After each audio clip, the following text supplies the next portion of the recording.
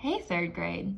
So yesterday we practiced finding an area of a square or rectangle. Today we're going to take that one step further and find the area of an irregular figure.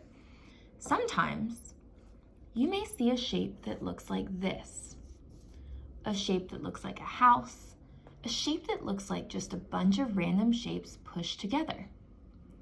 And you might think, how on earth could I find the area of that?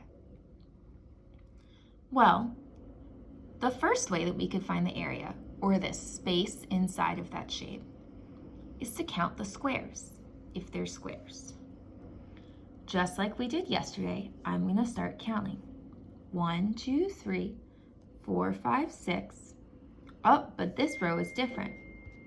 7, 8, 9, 10, 11, 12, 13, 14, 15, 16, 17, 18, 19, 20, 21, 22, 23, 24, 25, 26, 27.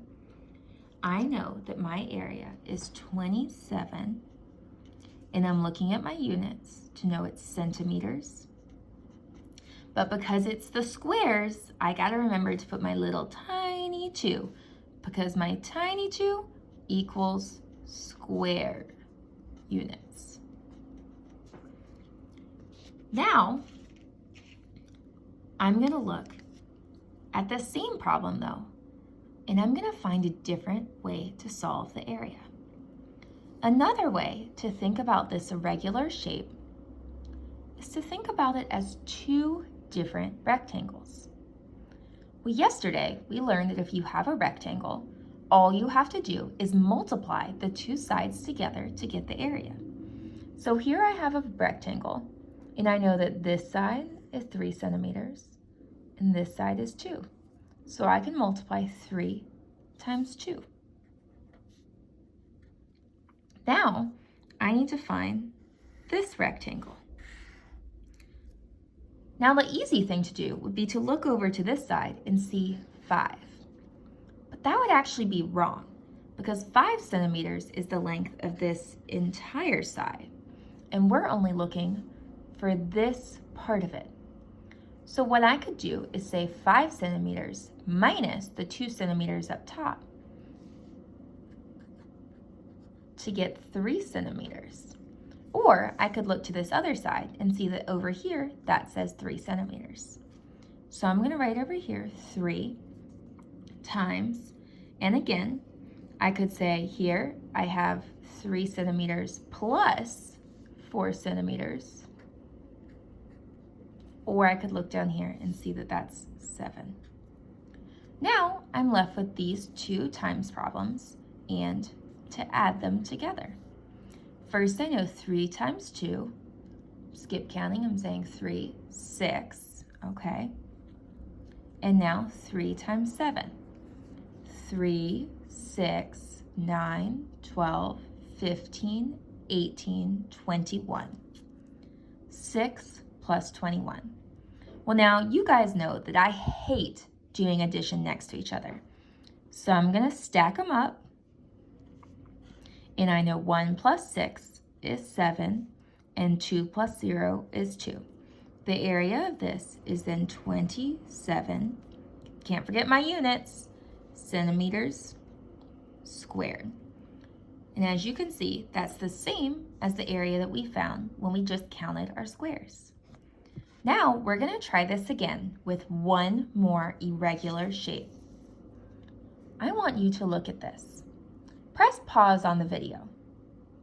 In just one moment, you're going to use your finger to draw the imaginary line where you think you could divide this into 2 separate shapes. Ready?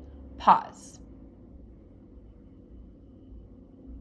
Okay, so you might have said that you could draw your imaginary line here and make 2 long rectangles, just like that. You might have said that you could draw your imaginary line here and make 2 wide rectangles like that. Both would be correct, and both would help you find the area. For the sake of showing you guys how to do the problem, I'm gonna make 2 wide rectangles and show you how to find the area by adding up these two rectangles. My first rectangle, I know that the long side is 5 centimeters and the short side is going to be 3 centimeters. So I have 5 times 3. With my second rectangle, I know that the long side is 4 centimeters and the short side is 2 centimeters.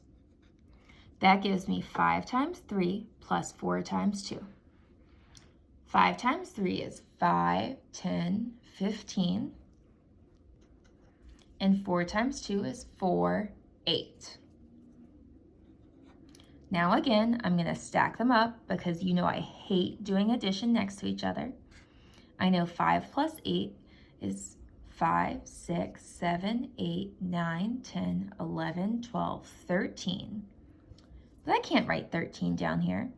I'm going to put my 3 and carry my 1.